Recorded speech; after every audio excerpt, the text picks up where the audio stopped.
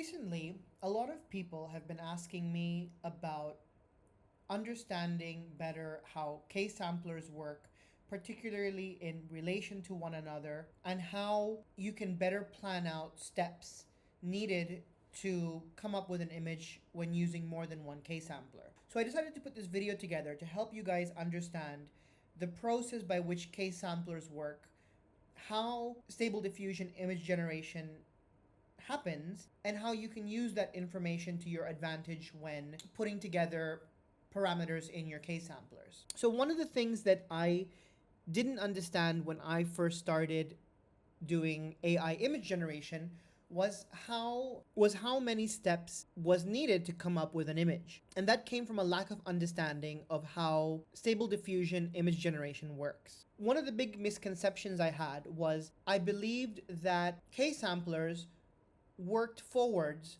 from a image of noise, and that every step they just applied a denoising effect, kind of similar as how you would do it in Photoshop, until you ended up with an image. That is in fact not how it works. And to better understand what is happening behind the scenes, we first need to understand how image models are trained. So when first training an AI image model, and by the way, this explanation is highly simplified. When an AI image model is first trained, you feed it a bunch of images with text files explaining what is in those images. The AI model then uses those text files plus image recognition to understand what each image contains.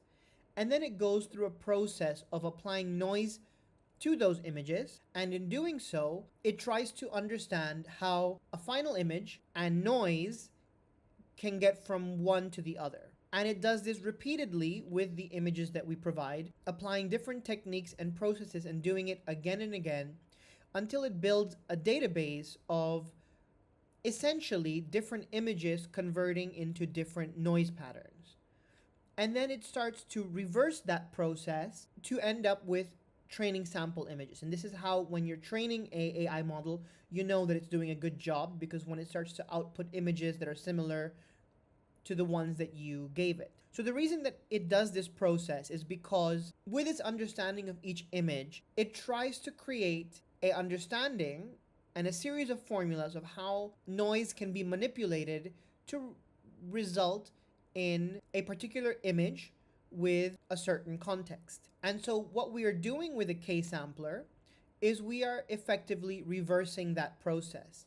We start with a noise seed, which generates a random image file of noise. The AI then looks at the context that we are trying to implement through the prompts that we provide. And then it looks for images that are similar to the context, that are similar to the noise that is coming from the seed. And then it tries to work backwards from that noise information to try and come up with an image that fits our prompts as closely as possible. The way in which it does this is it first looks at the number of steps that we are telling the AI model that it needs to take. In this case, we are using 20 steps. It then looks at the sampler name. In this case, we are using Euler. And what these sampler names are is they're different formulas or approaches to denoising.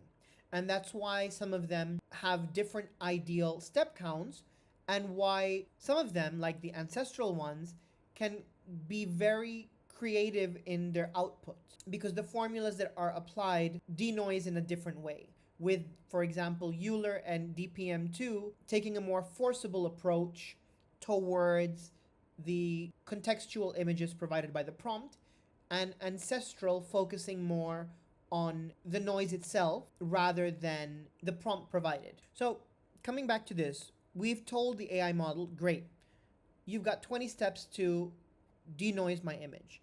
So based on this information, the AI model will determine how much noise it needs to remove at each step of the process. So if you say you're going to work with 20 steps, it's going to remove 5% of the noise each step of the way. If we tell it 40 steps, it will reduce the noise by 2.5% per step. This process can also be manipulated by changing the scheduler, where we've got normal, exponential, simple, etc.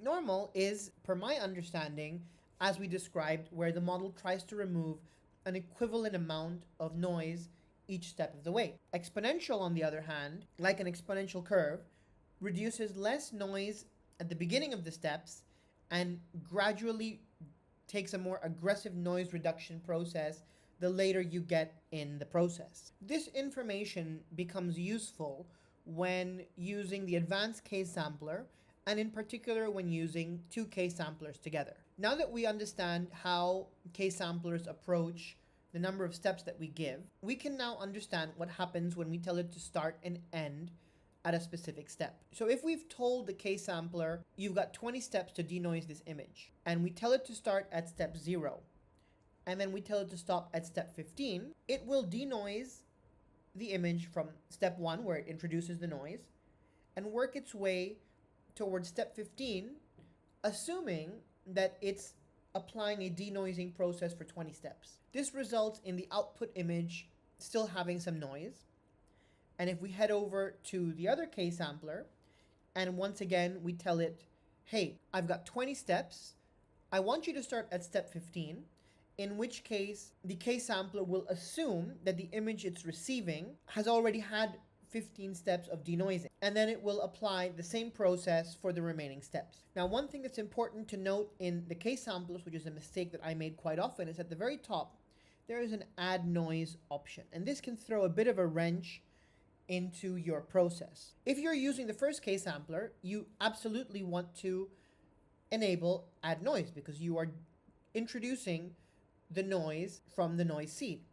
However, if this is your second Ksampler and you feed it an image with 15 steps of denoising, it's going to introduce noise for 5 steps of denoising, which means that you've now introduced more noise than the sampler has left to denoise, if that makes sense. So it's always important to turn that off in your second Ksampler if you don't want additional noise to be added into your process. The same thing applies for the bottom one. In this situation, if we've told it that we want it to output the image at 15 steps, we want to make sure that that noise is carried over so that the next Ksampler can do the work that it needs to.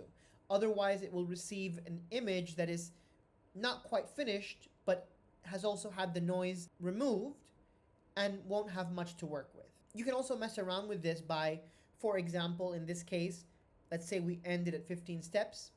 We tell it not to return the leftover noise, but in the next Ksampler, we enable adding noise, in which case it will add new noise based on the seed of the next Ksampler. I hope that explanation was clear enough for a lot of you guys. To be quite frank, I'm not 100% happy in how I explained it, so I'm absolutely open to feedback and additional questions.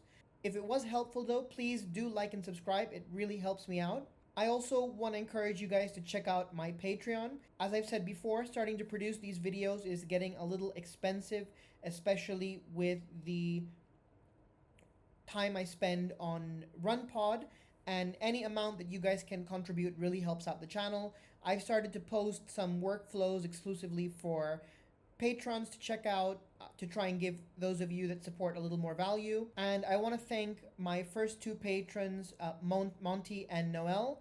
I really appreciate it. Your support's going to go a long way. Thanks, and I'll catch you guys on the next one.